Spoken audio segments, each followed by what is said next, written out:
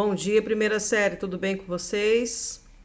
Hoje eu estou aqui para nós encerrarmos o nosso conteúdo sobre Roma, apesar de que tem aula na semana que vem, mas na semana que vem eu quero só revisar um pouco dos nossos conteúdos. Nós que paramos o nosso conteúdo em Império Romano, Alto Império, período do século I a.C. até 3 depois de Cristo. Vocês viram a crise generalizada que aconteceu no Senado e que levou à eleição do imperador Augusto, Otávio Augusto, como primeiro imperador de Roma. Só que ele tinha uma função, uma tarefa muito árdua, que é superar aquela crise que o Império Romano estava, né? E que surgiu durante o período republicano.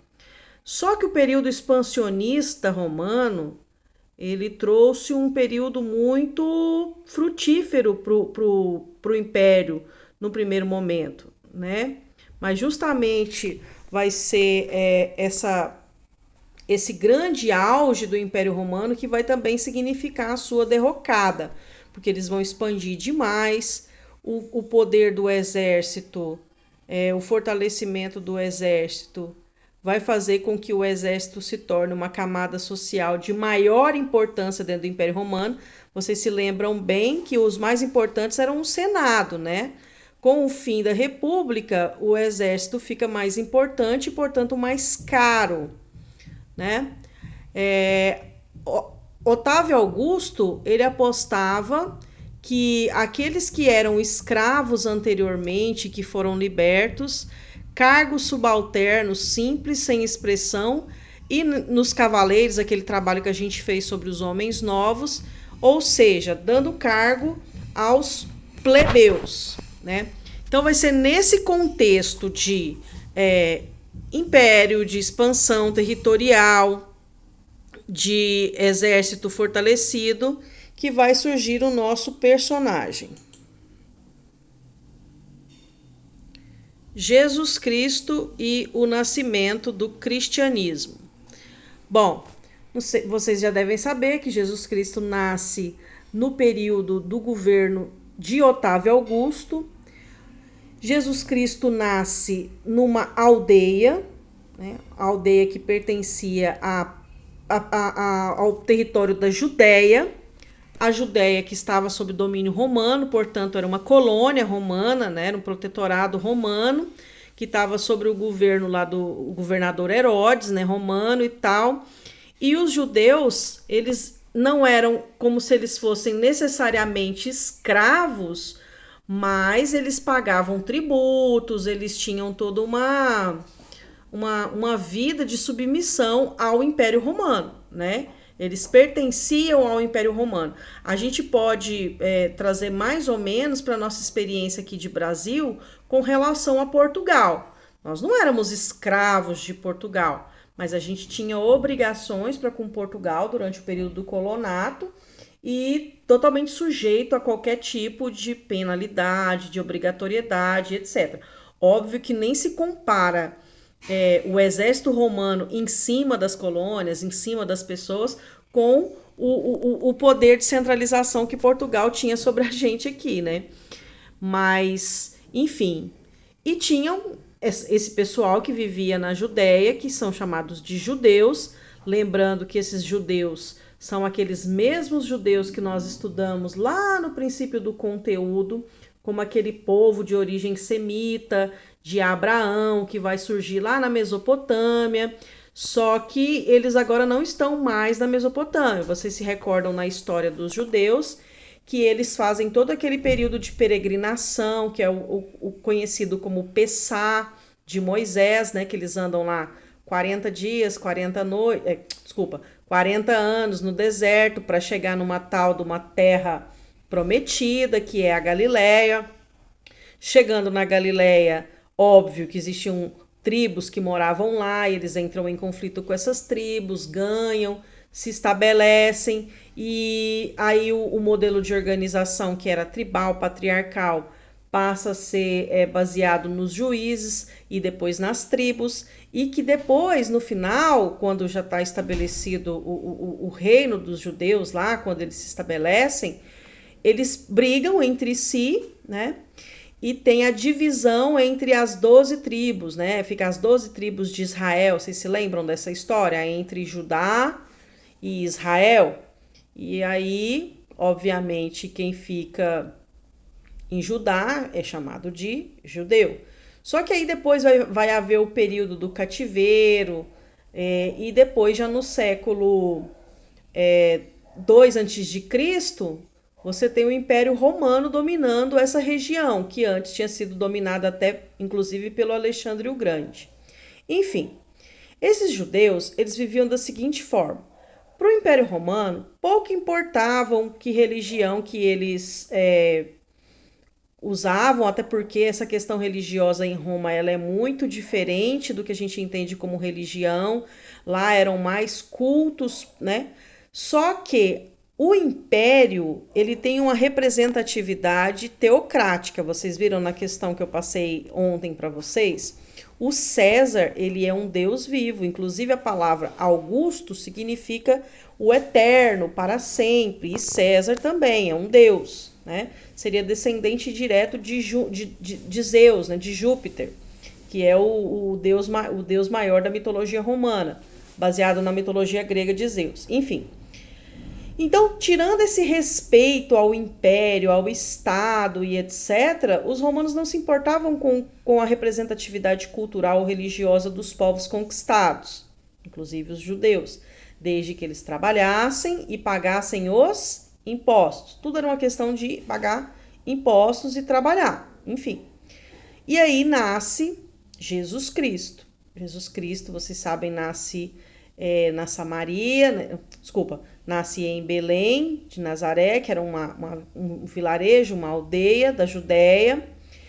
E o que nós conhecemos é baseado na mitologia lida no Novo Testamento da Bíblia, que foi escrito justamente pelos judeus posteriores, né, aos que a gente chama de evangelhos. Depois a gente vai falar sobre esse evangelho posteriormente, possivelmente no próximo bimestre, quando a gente for falar sobre a igreja.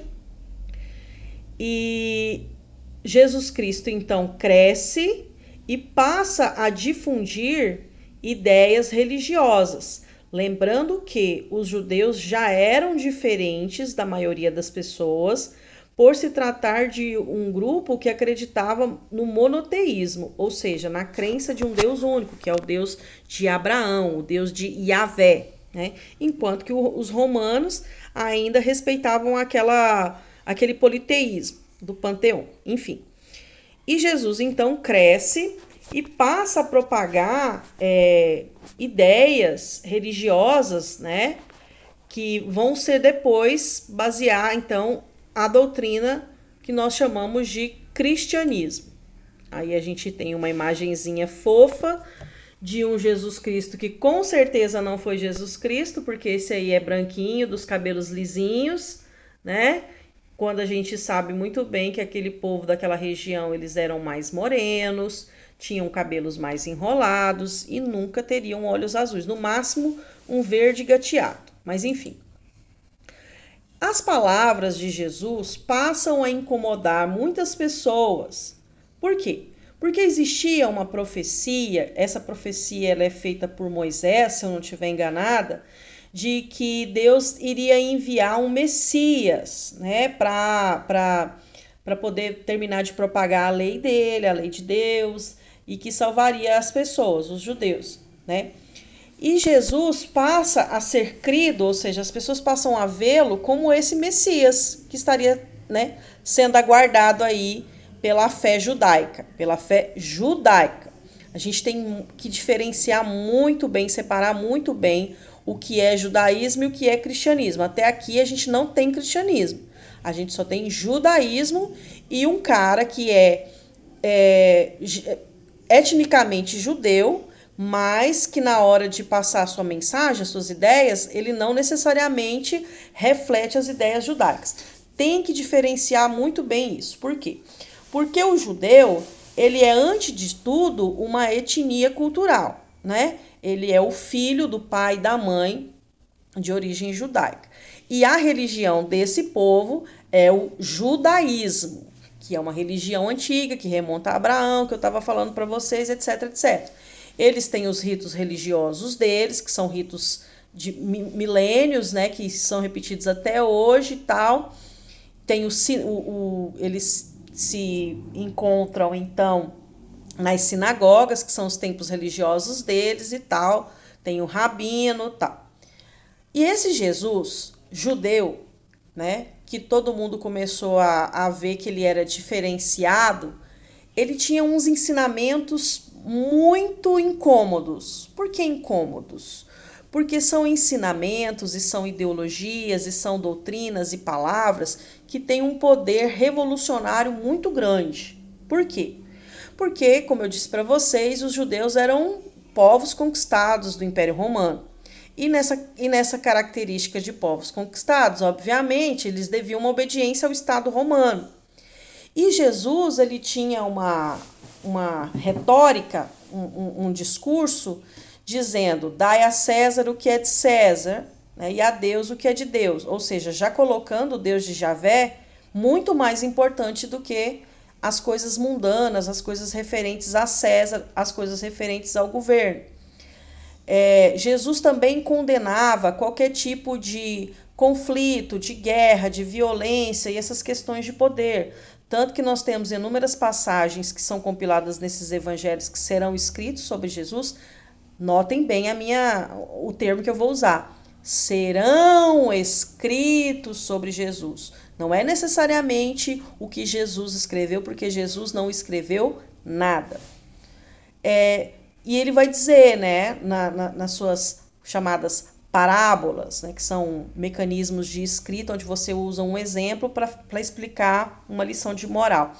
E ele vai dizer, né, que o amor, que a gente tem que amar o próximo, que o amor é mais importante, que o rico não entra no reino dos céus, que os justos serão finalmente agraciados, que o mundo é dos humildes, que o mundo é das crianças, que o mundo são dos pacíficos e etc. Então, em tese, você tem toda uma retórica contrária ao modelo prático de vida, que era materialista, porque os romanos são muito materialistas, né? São muito ligados à matéria, ao presente, não tem uma vida espiritual. Os romanos não acreditam numa vida espiritual, até porque os deuses se interferem ali na vida material das pessoas, sem necessariamente se preocupar com a questão moral e espiritual, que tudo é um joguete.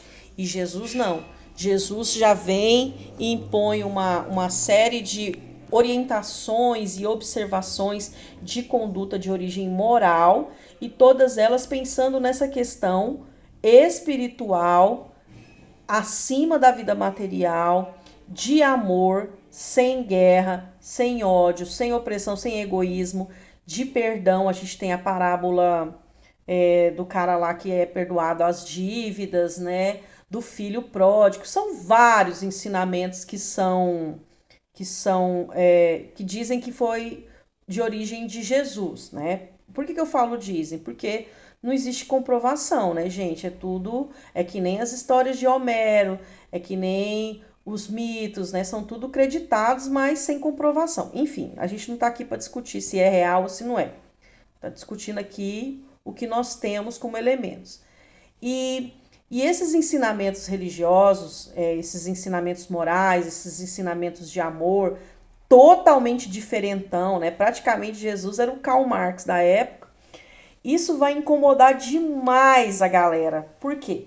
Todos aqueles que ouviam aquela mensagem e se sentiam sensibilizados passaram a segui-lo. Então ele começou a ficar famosinho, ele ficou viral, entendeu?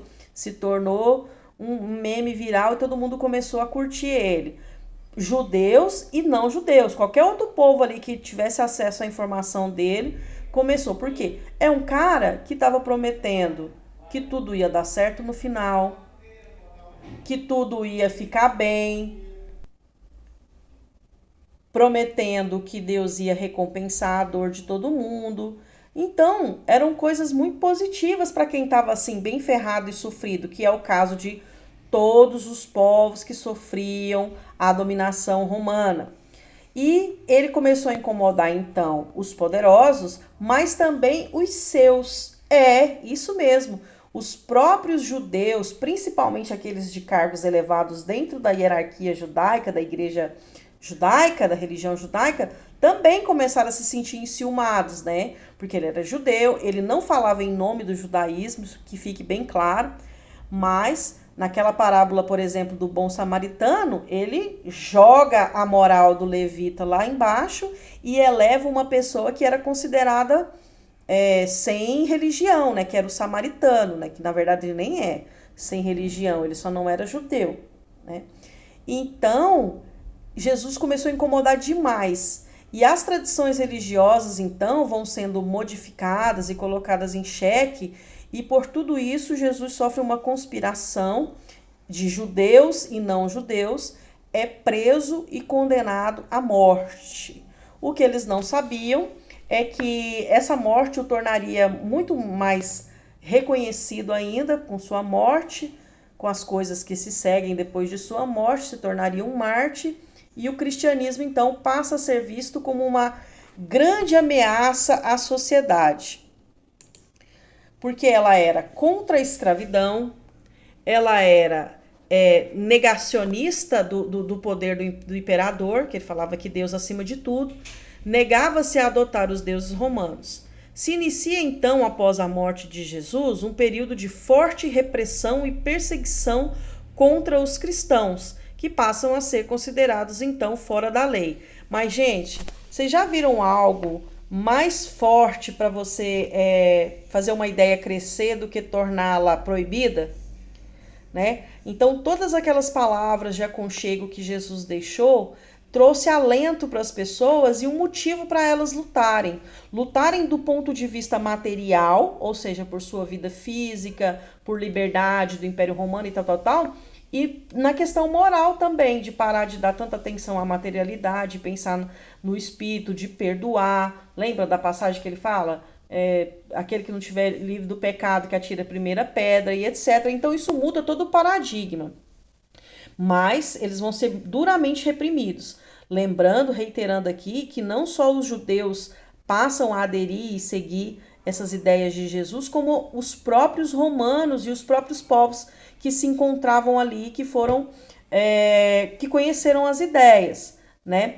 Também existe o episódio de que os apóstolos de Jesus, que são aquelas pessoas que o seguiram em vida enquanto ele estava ditando seus ensinamentos, que inclusive vão ser responsáveis pela cooptação, né, pela escrita dos evangelhos, eles vão fugir. Imediatamente depois da morte de Jesus, eles vão fugir da Galileia, vão fugir para vários lugares, né, do mundo, na Europa e na Ásia. No mundo não, né?